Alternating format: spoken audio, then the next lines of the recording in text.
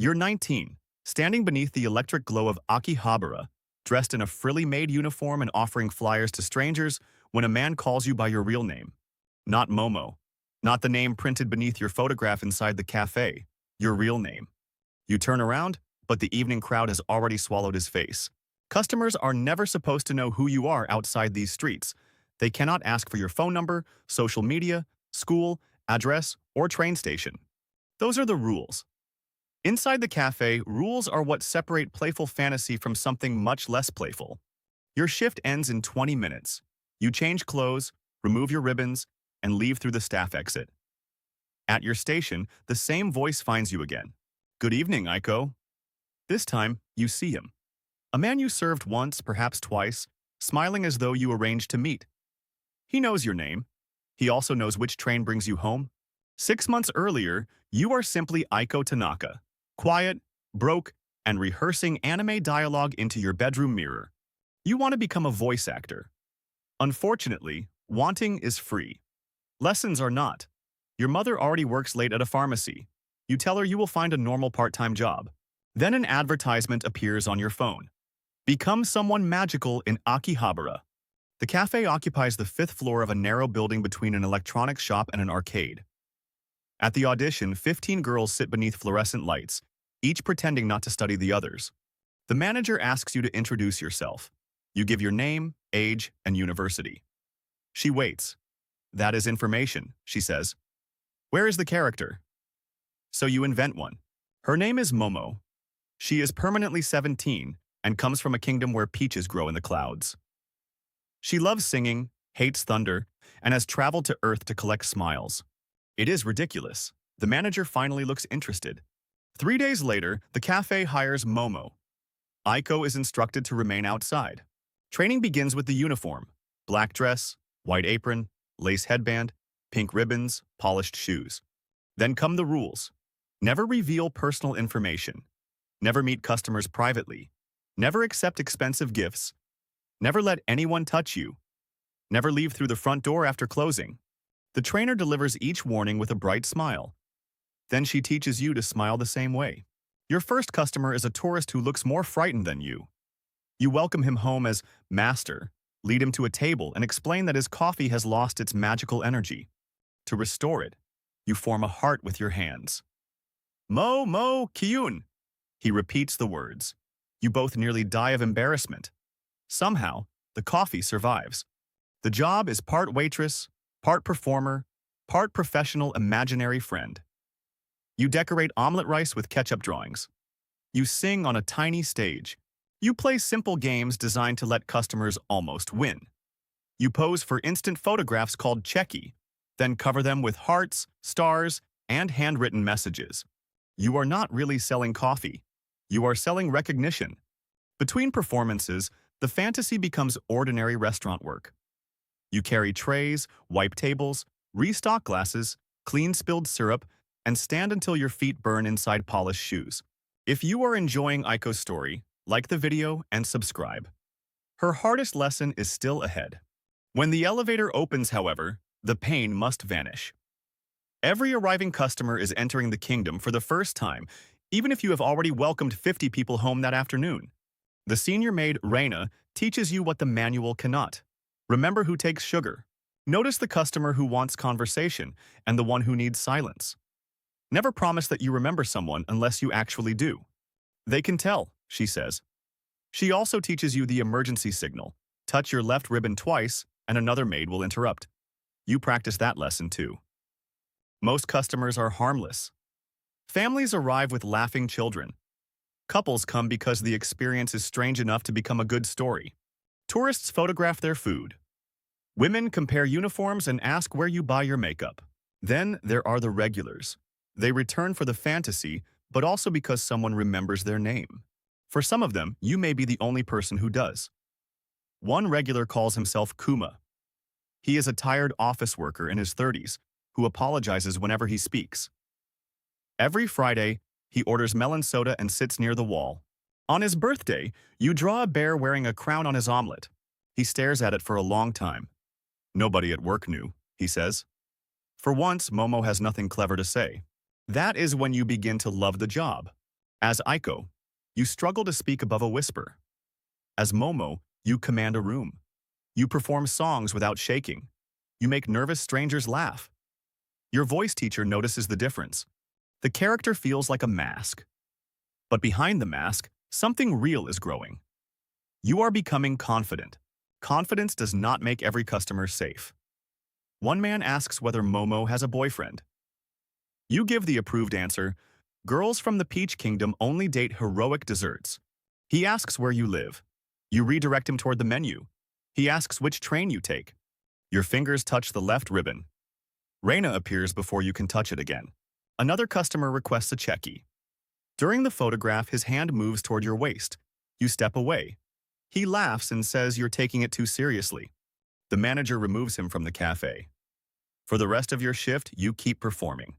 Welcome home, master. Would you like magic on your drink? Please keep your hands on your side of the table. The strangest skill you learn is how to enforce a boundary without breaking the fantasy. You must reject invitations while sounding cheerful. Stop personal questions without appearing cold. Calm angry customers without rewarding their anger.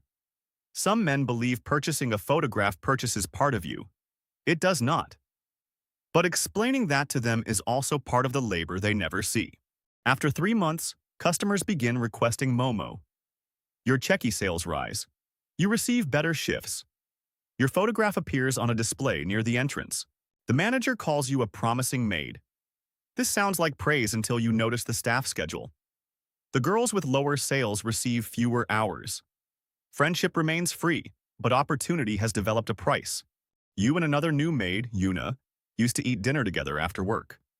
Then a customer switches his birthday reservation from her table to yours.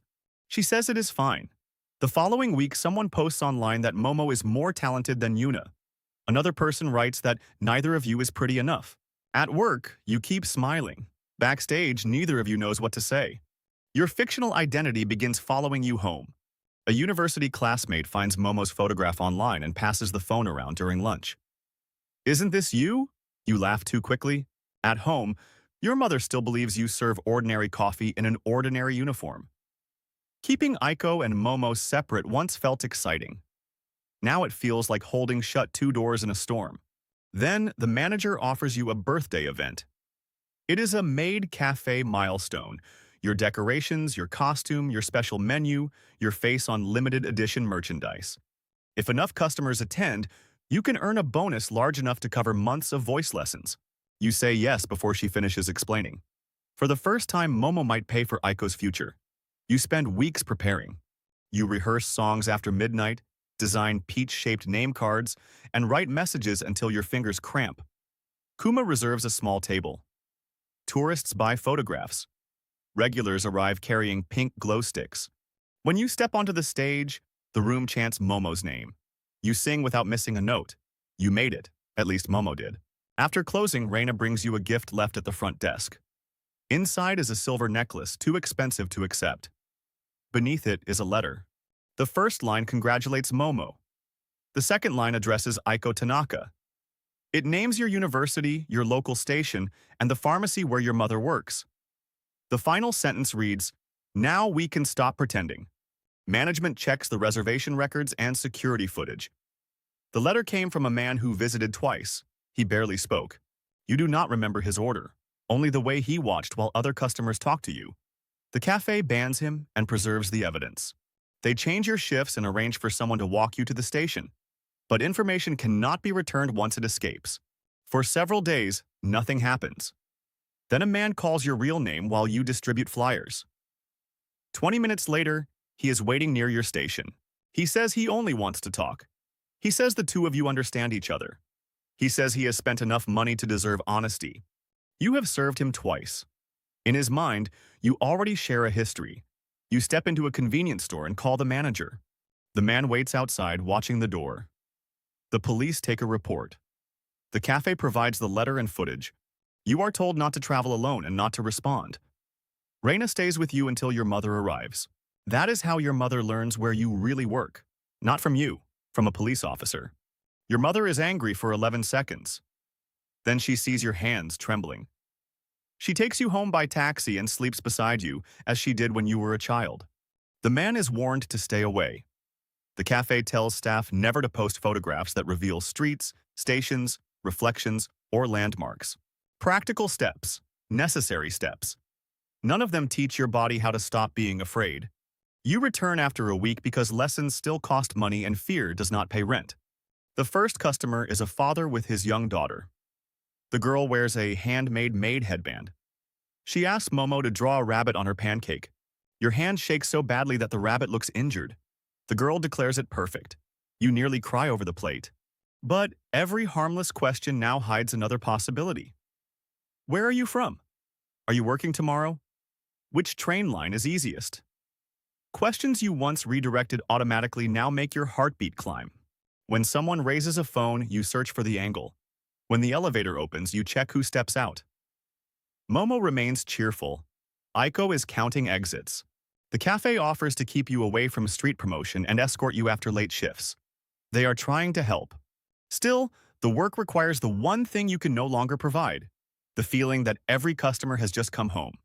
You cannot create safety for strangers while feeling unsafe yourself. For the first time since your audition, Momo runs out of magic.